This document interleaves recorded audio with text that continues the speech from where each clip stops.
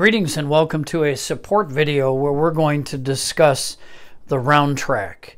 The round track I would describe as sneaky important. There's so much that it governs and controls over the course of the game that it really pays to be familiar with it. This is a two-sided board. This one from the second edition of Obsession has a standard play side and an extended play side.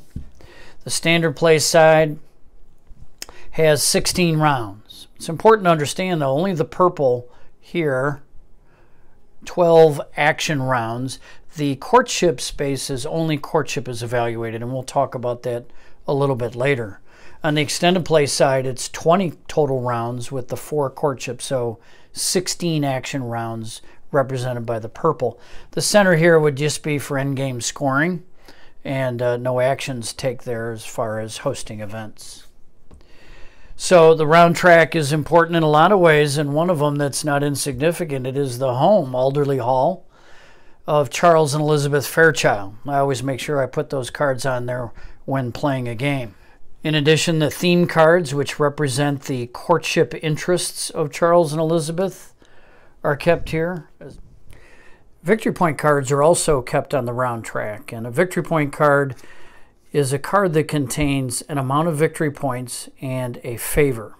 The card can be retained till endgame scoring, in which case you'll score those victory points, or during the game you can forfeit them whenever convenient to get that particular favor. That favor right there is to refresh all your service. So these are very valuable. You win a courtship, you get a victory point card. However, guests with a prestige rating of 6 often will give out a victory point card, so they're really doubly important. They're kept there. The round track has also, in the form of icons that are labeled, special events throughout the course of the game. The 2 village fairs are critically important, and during a village fair, if the family has taken time as the estate on which the village resides to be a good patron, they can realize money and victory points, but you have to prepare for that before you reach the village fair. So having an eye on when these village fairs occur, there's 2 in a standard play game and 3 in an extended play game, can be critically important. There's also a round where you get 2 additional objective cards to add to your objective card hand, which will later be discarded down and then the best one's scored. The Builder's Holiday is a round where the limitation of being able to only purchase 1 tile from the builder's market is lifted. You can shop to your heart's content. As long as you have the funds, you can keep buying from the market. Let me stress for those experienced Obsession players who probably didn't use this a ton, because it's a reality that money can be very, very tight in Obsession. And to be able to buy 3 or 4 tiles is a rarity in my experience. But with the Builder's Market Reserve, and that's the subject of another support video, but with the Builder's Market Reserve, there now is a large number of inexpensive tiles that I think is going to make this a much more influential event.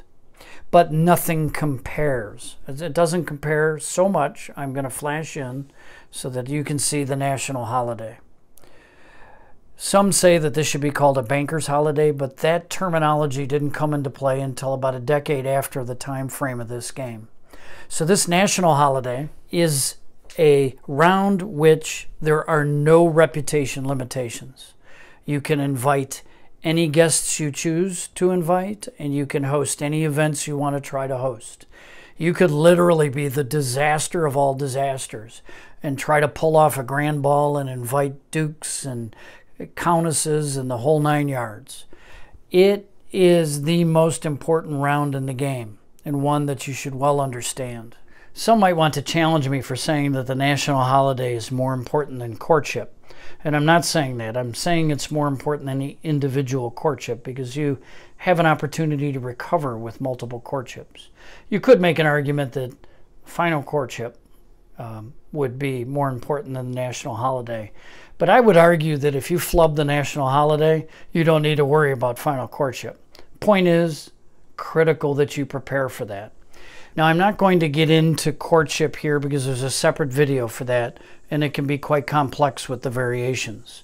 But what I do want to talk about is the concept of a season, because there are 4 things that are governed by the concept of a season, which, as has been stated many times, is these 3 purple action spaces followed by a courtship. This is season 1. This is season 2, season 3, season 4. Before we dive into the 4 things governed by the season, let's ask ourselves, what's the difference between a purple space? And I always say these are white spaces, but I made them a little bit transparent and they pick up some green.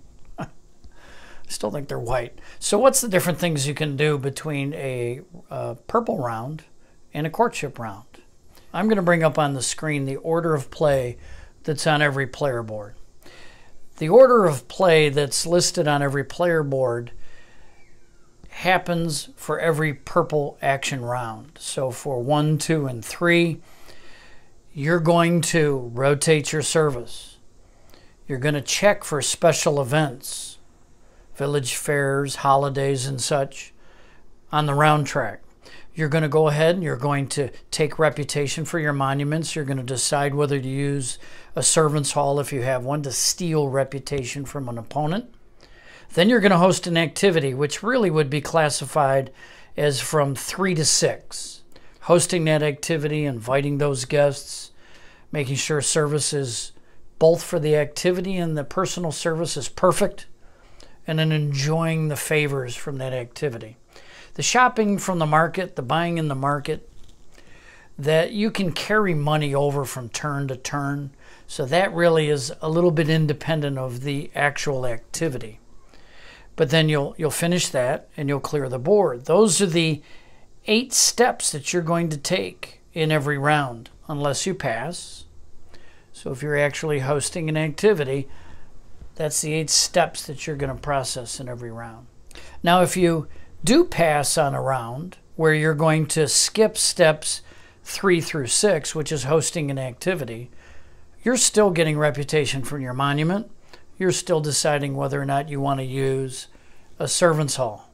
If you are on a purple space on the round track, you're going to process this order of play.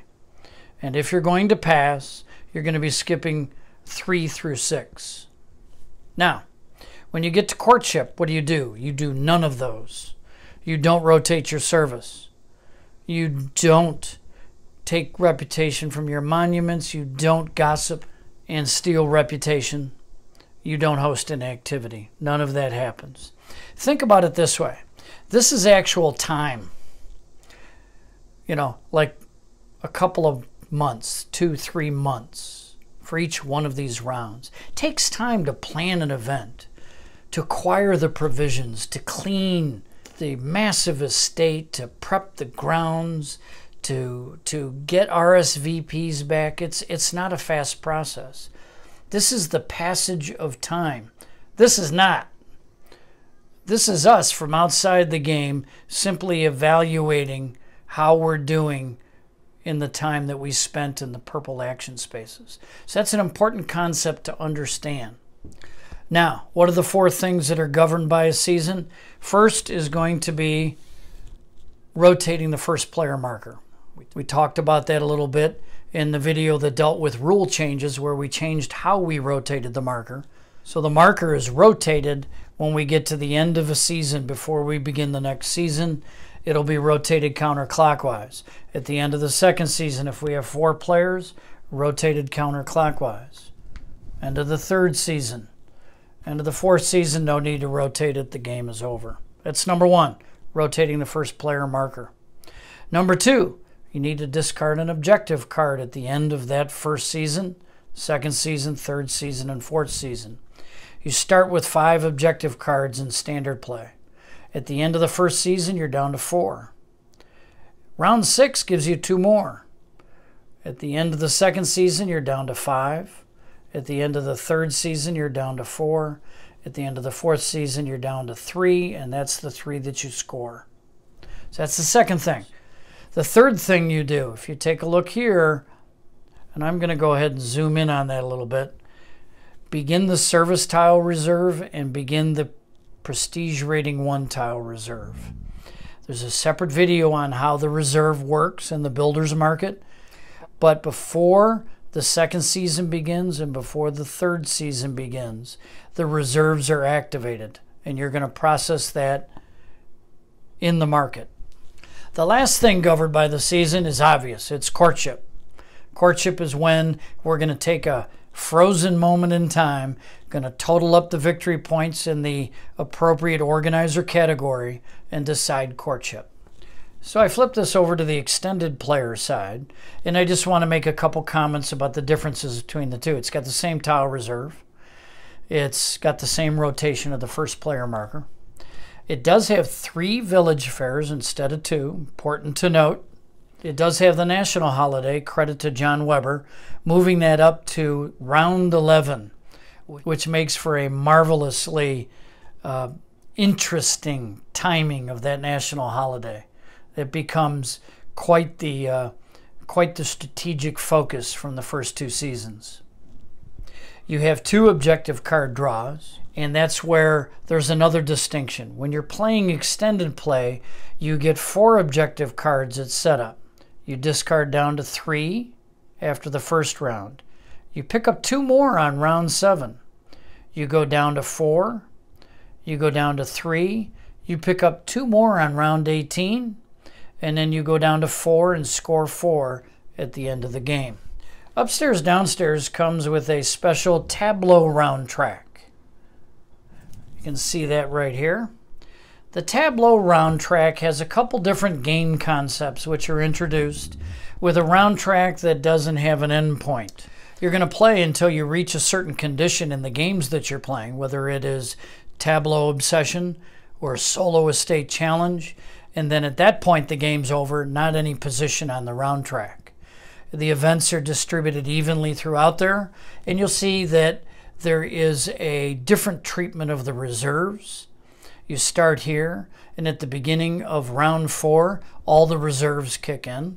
There's also some scoring elements here associated with some of the new game variations. VP cards are still in use, but there's no theme cards because there's no courtship associated with either of the games that use the tableau round track.